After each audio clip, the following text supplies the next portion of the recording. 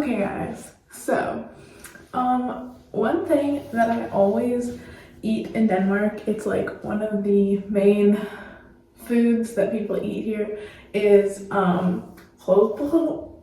I can't really say it, but it's like rye bread. Anyways, so people eat this on the daily. It's like, I mean, yes, white bread exists, but it's more so people eat this rye bread, and I really like it.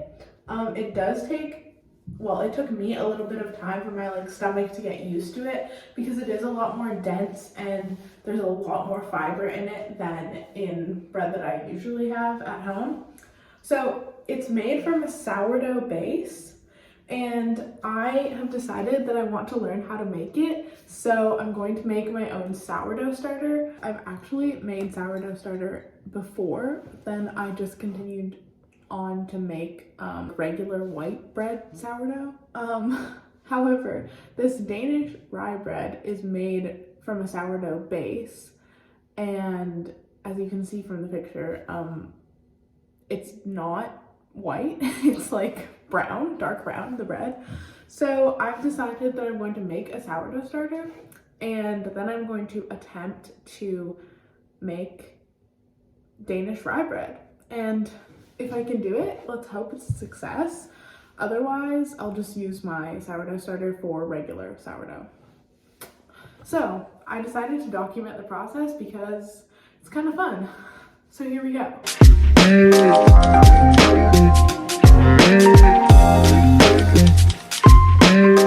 So as you can see here, I have my scale and I found this mason jar. I'm watching a video, I'll link it below, on how to make sourdough starter, but the guy in the video says to use a glass jar, so that's what I'm doing. And my jar thing is 766 grams, so apparently that's important. We're also going to do everything by weight, so if I can get my thing to turn on.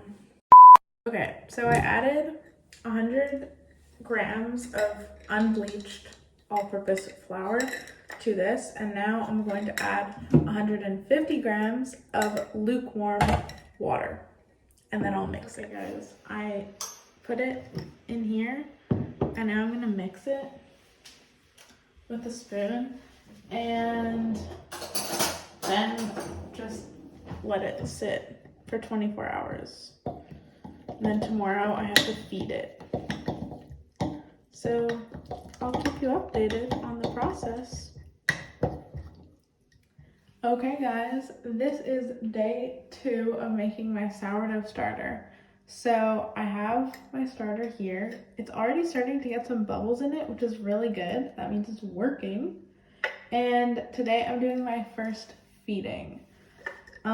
So I'm going to take out most of the starter and throw it away until I only have 70 grams left. And then I'm going to add some rye flour and some all-purpose flour and some more water, and then mix it up. I'll also link the recipe that I'm using in description box below. And I've decided that I need to name my starter because I think that is just a given. If you know me well enough, you know that I name a lot of things that I own, so it's only fitting. I was also thinking maybe I should give it a Danish name, so I have to brainstorm, but I'll get back to you guys. Okay guys, day 2 feeding is complete. It is now currently sitting on the kitchen counter right there. And I'll see you again in 24 hours.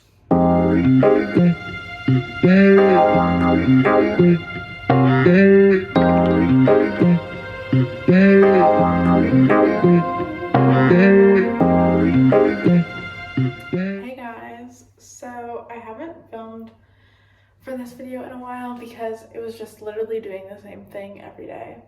But we are currently on day 5 of 7 of my sourdough starter, and Guys, I think it's actually working. Like, I'm actually really excited about this because on Wednesday I can like make bread. But this is, I'm just about to feed it, but this is day 5. And yesterday when I fed it and like before I let it sit after it's feeding, it was only up to here. So she's really growing. I also have thought of a name for her. It is a Danish name, but it's also an English name, so it's a best of both worlds. And I would like to introduce to you guys Caroline in English, but Caroline in Danish. So she's so cute. I love her. Anyways, I am just about to feed her. So I'm going to discard some of the current starter. Then I'm going to add 50 grams of rye flour, 50 grams of white flour, and 100 grams of lukewarm water. Also, one of my friends gave me a tip to add honey to the starter in like the first couple of days of the process.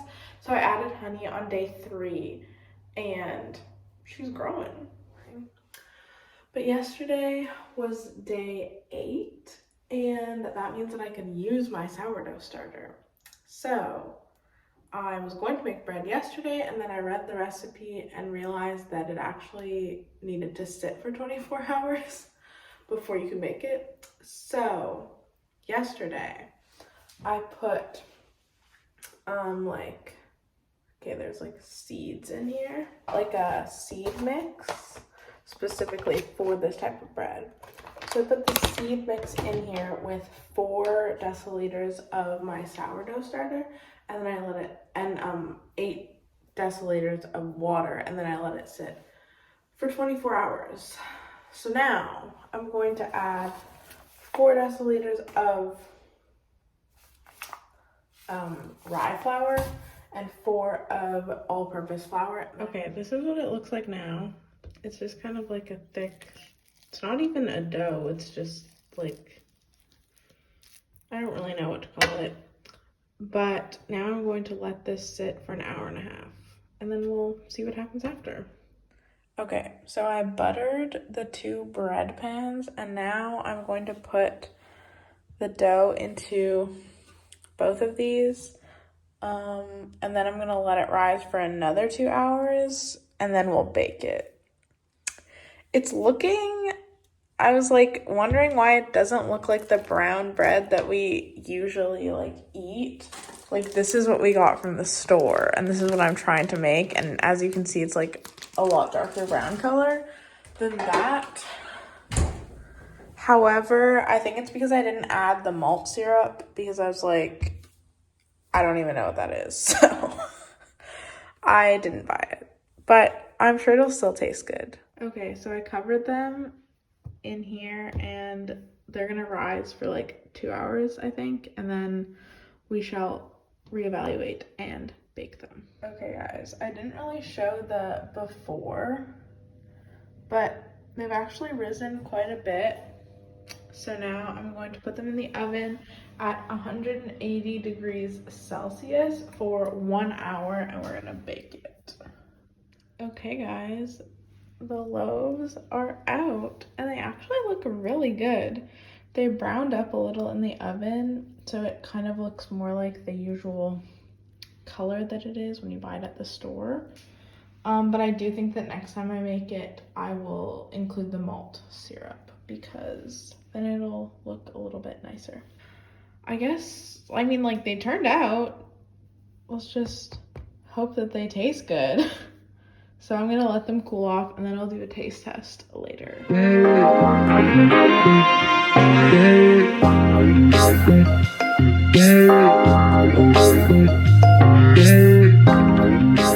Hey guys, it is currently a week later after I made the bread and the recipe that I used, okay, not really, like I followed a recipe to make the bread. I'll include it in the description box, the link for it. The recipe made 2 loaves. We still have some, I think we have like half a loaf left, but it was a big hit. in the family, and it's so good. I hope you guys enjoy this video. Remember to like and subscribe and leave any video ideas in the comment box, because I have a couple things planned, but they're kind of time sensitive depending on like the plans that I have. So I need some like filler videos. I hope you enjoyed the video and have a fantastic day.